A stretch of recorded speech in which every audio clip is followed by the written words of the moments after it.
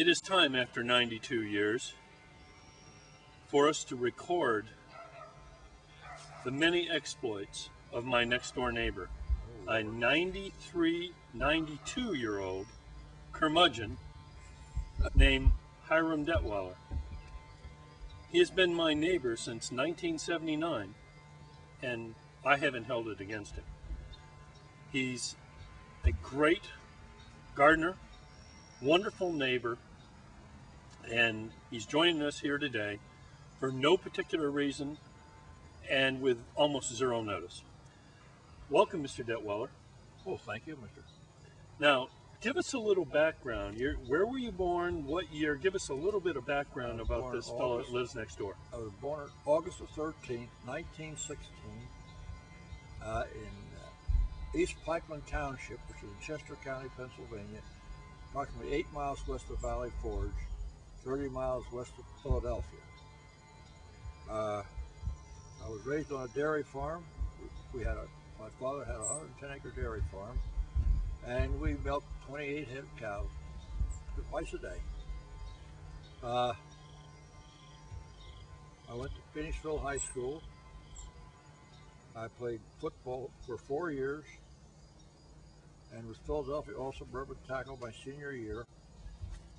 Our team won all the games, had 13 points scored against us. Wow. The following year I went to Penn State. I played freshman ball up at Penn State just for 1 year. And I came home. And You had to come home and milk the cows, didn't you? Yeah. Okay. And, let's see. Was your dad a taskmaster? I mean, was this a let's get up at 4:35 a.m. kind of thing? No. We get up around 6 o'clock. Oh, get to sleep until 6. Yeah, 5:30, 6 o'clock. He had to have the milk at a little village, something like Iron Gate, about 7:30 in the morning. And it was shipped to Philadelphia, and we produced about 400 quarts of milk a day. Wow, that's quite a few. And then in the mid-30s, we had an old mill dam adjacent to our farm property, and people started coming up there, wanted to go across our property to go swimming. So it got later on, 1934, 35, I guess it was really. 1935, my mother and I went to California and back. In those days, there were no hard roads west of the Mississippi. You had some interesting experiences along the way. I had a mountain lion chase me out in Estes Park a whole day. Oh, that was something else. Didn't look like you got the best part of it. And then I came home, and then I worked helped out on a milk route for a while, and then I got a job with B.F. Goodrich Company, started a new plant in the area, and I was the 7th man hired when they started the plant, and after a year I became a foreman, and then in 1947 I married my wife, Edith, and the darnest thing happened. We riding through town on vacation that summer, and an old friend of hers who used to drive her to work in bad weather, was the plant engineer at Goodrich, had gone to Chicago. And she said, "Oh, there's Mr. Lockhart. Let's go over and say hello." Well, he was about 3/4 shot. His daughter had just had a baby. Oh. And so he and his wife could see the new baby. So my wife, she don't know where it came from or anything else. She says, "Mr. Lockhart, you don't have to have a job for Icy in Chicago, do you?" "Yeah, I think I do, maybe." "And when's your next vacation?" "Middle of August." "Well, come on out." Well, I thought he was just yakking, you know. So the day before we started our vacation, his wife called my wife in her office and said, "Now, when you kids come to Chicago next week, you're staying with us." So I went out there, and after 3 days, I had a job with Victor Gasket in Chicago. Cut. What's the origin of the nickname Hisey? H-I-S-E-Y. My dad's nickname was Heiss, H-I-C-E. So when I started going to school, I was Little Heiss or Heisey. So that's the way I got that. And all your coffee drinking buddies in Clifton Forge know you as Heisey. I see, yeah. Okay, so you got this job. This is an interesting situation. Yeah. How you got this job. And I worked there for 7 years. And I don't know why somebody didn't like me. It was either because I had made more Probably money. because you're a damn Yankee. No, that was all Yankee country up Oh, all right. Chicago, Everybody was you know. Yankee. Either I made more money than he did, or I had a better parking place, because I was parking inside the lot. Now, I don't know which one it was, but something he hated. It's my probably guts. the parking. And so he came down and beat on my desk every morning, cussed me out and everything else, all this bad stuff. I wasn't doing anything. That's probably why he cussed you out. You weren't doing anything. Yeah. So then Weren't you supposed to do something? I was running a plant, Oh, okay. running my division anyway. Right. So then I quit. I went 5 months without working. Then I had a daughter born on the 9th of October in 1954. The delightful gal, Bobby, who planted this monster black oak tree in my backyard that you think it's my responsibility to clean the oaks from it Yes. off your property. Yes. Right. Yes. Even though you planted it on my property. I didn't. She did. Oh, okay. And she was All a right. Girl Scout. All right. Wait. Anyway, so we have this 3-foot wide oak tree, which is entirely your responsibility, which is now mine. But at any rate, so you had this daughter. Yeah. ended up being the valedictorian of her class at Clifton Forge, didn't she? Yes. She was a Job's daughter, an honor queen Job's daughter, and all that stuff, Girl Scout and everything. And then she went to the University of Virginia and graduated with the accounting degree. And now she is number 3 in the U.S. Department of Agriculture. Despite her lineage, she's done Yeah. very well. Yeah, she's Director of Human Resources for the entire department. That's amazing. Yeah, no, it is, really.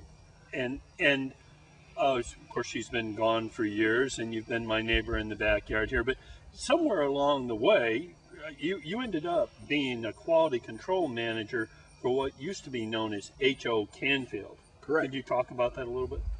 Well, I answered, when I got mad and quit out there, I had several jobs, and the last one I had got laid off because they lost all their work. Didn't have anything for me to do. So I answered a blind ad in the Chicago Tribune. Ended up in Clifton Forge, Virginia, as plant superintendent. Thriving metropolis of Clifton Forge. Yeah. Okay. And then, after about a year, they made me quality control manager. And I did that for about I'm sure that won you a lot of friends amongst all the employees. The management people hated me. Isn't the technical name for that second guesser of the plant? No, I was the boss. Oh, you were the boss. Really. I wouldn't let them ship anything that wasn't up the blueprint, you know. Okay. As a matter of fact, that one plant manager, he has a secretary where I went on a business trip, buy me one-way tickets. So it'd take me a day longer to get back, so he could ship junk. I was thinking of buying you a ticket would take you 30 days to get back, but you caught on. Well, you probably would try to I get rid of see. me. Okay. Mean old nasty neighbor like I am. So so H.O. Canfield has morphed into several different companies. Yeah. But when did you retire? What year was that? 1982, I retired. That's 26 years ago. And so you've been terrorizing what is known as the Heights for the last 26 years Yeah. on your own. And somewhere along the line, you have been digging up the earth in your backyard to produce the area's finest garden. Everybody knows that nobody competes with your corn and beans, and especially these humongous plants, not eggplants. What are these things that you... Zucchini? Zucchini. Where did that knowledge come from along the line? Oh, no.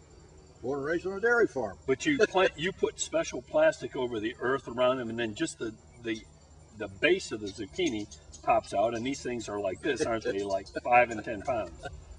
Are they not? I mean, do you know anybody that grows them the size that you do? Well, a lot of people grow them, you know. Okay. But, well, my wife used to make, the last year she was alive, she made 32 cakes, zucchini cake, bread or cake, whatever it's called, and they are delicious. And you distributed those to your I friends? gave friends, you know. I still got one. I found one in the freezer the other day.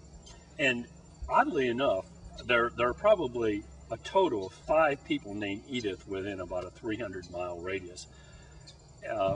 but you ended up being friends with another lady named Edith, later on, Edith Chucker. And as I joked with you at the time, it seems like your position was, I needeth an Edith. And so you had a good time with Edith Chucker. I couldn't make a mistake. You couldn't make a mistake. No, I couldn't right. call her Mary or something else like that, you know. I once did that, but anyway, this is pretty good. So you had a nice, you got to enjoy some really nice dinners and trips very and nice, stuff very like nice, that. yeah. And her family. Our oldest Chucker daughter still calls me father. She says, I said, you're my stepdaughter. She says, no, I'm your daughter. Oh, isn't that Kim. sweet? Yeah. But you learned how to do this gardening thing, and of course, you've done corn and all this, but I mean, you've been meticulous about it all these years. Is there anything that you do you think is unique with respect to how these grow? I mean, what is it about what you do that makes your garden grow better than anybody else's? Because other than hard work and weeding, I've seen an extraordinary amount of production out of that garden. Well, that's it. That's She's it. done. We have a visit. Go on. We're back in Clifton Forge, Virginia on this wonderful October 19th, 2008 with 92-year-old Hiram Detwiler. The way his neighbor describes him, or did describe him at a recent 90th birthday party, was that I was proud to be a neighbor of an individual who was older than the dirt in his backyard. Welcome, Mr. Detwiler, again. Well, welcome to you. Mr. Detwiler has been an active citizen in this community for years, and in fact, decades. And when you're 92, decades are just a very, very short period of time. Mr. Detwiler worked with H.O. Canfield in Iron Gate, Virginia as quality control manager, and has been active in a number of different organizations, one of which is the Lions Club. Yes, I have. And the Lions Club has been huge. And give us a little background. Well, we'll deal with his Canfield experience later, but you've been a Lion ever since it started. 50 years. 50 years. Yeah. What do the Lions Clubs do, and what has it meant to you over the years? Well, the main thing is we supply glasses and hearing aids to the underprivileged. And our club normally buys anywhere from 40 to 50 pair of glasses for the underprivileged in the area every year. And that's $10,000 to $12,000 right there, easily. Not really with us. We are lucky. Oh, you're lucky. We have an optician who. Are you lucky or are you good? We're lucky. Okay. And when he dies, we're going to meet the tree. Because we get glasses for 55 or 60 bucks a pair. It's a secret. That's a secret. You can't hear that. Anyway, you've done this for years. Yeah. And I've been, I've had all the offices in the Lions Club. I've been president. I've been district zone chairman and secretary, treasurer. Now I'm still treasurer of the Lions Club at Clifton Forge. And when I came to town, or when I was president rather, in 1967, 68, we had 72 members. Now we have 22. Well, the town's prospects, yes. It has declined The young a bit. people are so involved in other things now that they don't get involved with the Lions. You know. We're also living elsewhere. You were, as quality control manager of H.O. Canfield, what did Canfield do? What did that, there's a plant in Iron Gate, Virginia, very close to the river, the Jackson River. Well, actually, at that point, No. becomes the James there. No, it's still the Jackson. Yeah. It's a couple miles from becoming the James. James, about a mile down the river. That's correct. And you were the quality control manager. What kind of products did H.O. Canfield make? Oh, Lord, we made what was your responsibility? everything you could think of. The most sophisticated rubber part ever made, I think, was the bellows for the Polaroid XS70, was it? That one of those Polaroid cameras, which opened up. Right. And that was one of the most sophisticated rubber parts ever made, I think, in the country. Didn't you once tell me that you made the cover for the top of Xerox machines, and it was an extruded over this kind of situation where it had to press down but not too hard on a copier machine? All that stuff, you know. We did all that high-tech stuff, really. Okay. and I was responsible for the quality that went out the door. Now, I had some plant managers that weren't so sophisticated. Matter of fact, this one that sent me out one time, I had rejected a whole big skid of about 5,000 parts before motor car. I'm sure that made you popular. And I rejected it. And I got back from my trip. They said, I no more get out the door than he comes out and said, ship. Well, I understood through the grapevine that he and the sales manager had to go to Detroit and pay some high-tech engineering firm to inspect every one of them, and it cost him a fortune. That was the last time he overstepped my rejection. I'm sure that made you popular. Yeah, now, I want to get back to this gardening thing. For some reason, if my corn is 5 feet high, yours is 6.5 feet high. As a matter of fact, I stood next to my tomato plants not too long ago, it was a couple years ago, and they were like 6 feet high. And I walked over in your garden, and they were 7 feet high. And I would like you to explain to an international audience how you get standard tomato plants to be 1.5 feet taller than you are. What is it? You just weed them? You go out and sneak around at night, put Miracle-Gro on them? Take care of them. Okay.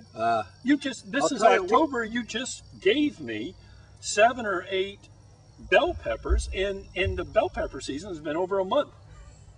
Well, out there putting a tin I didn't over do them or it something? this year, but for 2 or 3 years, I bought my plants at the Amish people over in Waynesboro, and they have superior plants, believe me. You got to look around for good plants. On Route 340 there. Yeah. Okay. And but no, I water them, I take care of them, I weed them. Now this past year, I get to the point where I can't do all that weeding anymore. I'm a little too old for that stuff. And as a matter of fact, I told you the other day we're going to plant a garden next year. You said yes, you are. And tell the audience what I told you. I told you you are going to plant a garden next year, and you're going to be out there. And I may dig it up, but we're going to do this thing. And they're going to be. We can't let this tradition die down at all. I mean, we just can't have that. We can't have that.